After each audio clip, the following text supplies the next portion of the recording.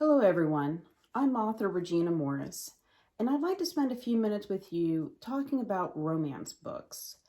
Just my idea of romance books, why I write romance books, and what I find romantic in a story. I took down some notes I want to share with you. I'll be brief. But romance, I do write contemporary romance stories about humans. I write paranormal romances.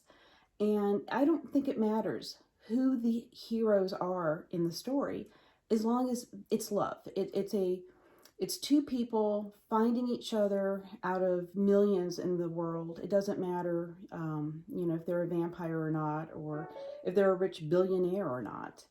And those two people finding each other, knowing that they're meant to be together, soulmates, and it's their story, and that's what I enjoy reading. I have, I, I'm actually an independent writer, and I have some queries out there to pick up some traditional publishers as well, some of their interest.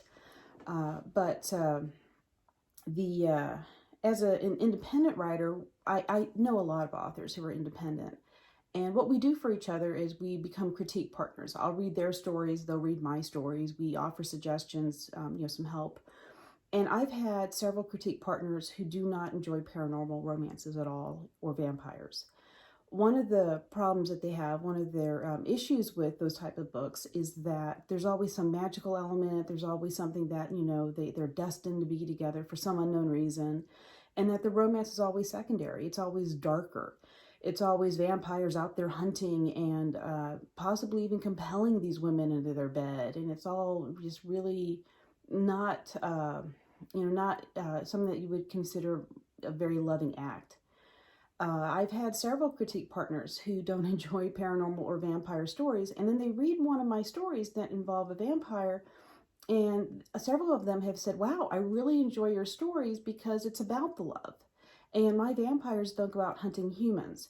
They actually feed off of bagged blood, like from the Red Cross. So there's not a dark element in my stories, which allows me to, which actually is more of a dark urban type of story. I write true romances, and as long as the love and the romance comes across in the story, I think it can appeal to anybody who enjoys those type of stories. One of the issues that I don't like on vampire romances is a lot of times you'll have some human, and on page one she'll say, "I'm done. I'm not going to date men anymore. I'm through."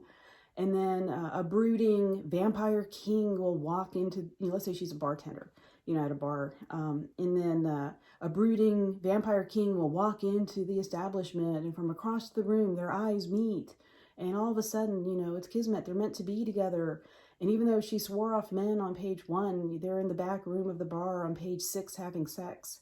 And to me, is that romance? I don't want to read about two strangers having sex and have it really graphic on the page. Now, I do write a very high heat level with my vampire stories. By the time my two are together, I write very sensual romances.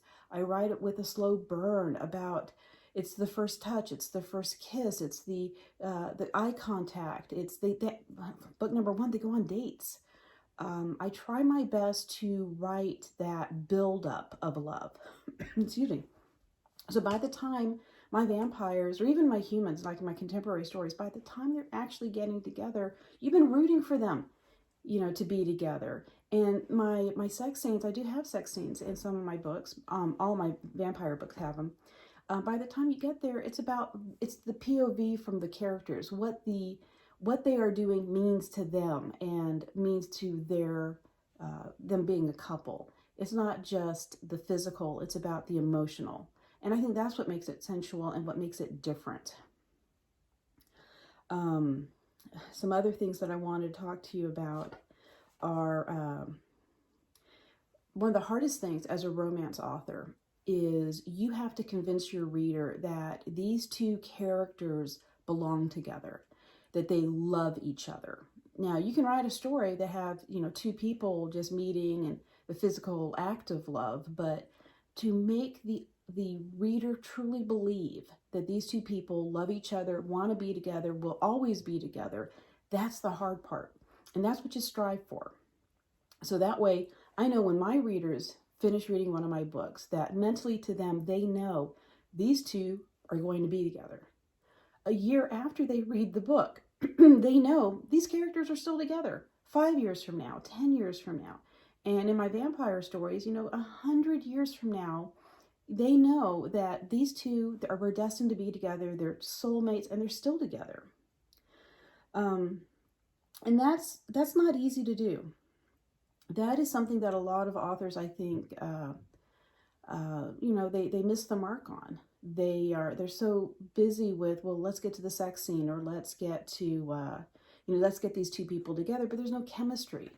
And when you have two characters that are totally different, I love the Prince and the Pauper stories. I love that. I love the opposites attract stories, the enemies to lovers, even friends to lovers. But when you have two people and I'm reading a story and I say, wait, this hero would never have met this heroine. Opposite worlds, there's just no way. Or you have a heroine really attracted to this man, and it's like there's nothing here to be attracted to. He's domineering, he's bossy, he's manipulative, he's controlling. What is the appeal? And I really don't buy into this. Well, he's a a bad boy. He's a rogue, excuse me, and everyone loves him. It's like, well, but there has to be a redeeming quality. I understand that there are stories where, the person starts off and mentally and emotionally they're in one place, and they have to grow throughout the story and become worthy of that person's love. And a lot of times you don't have that.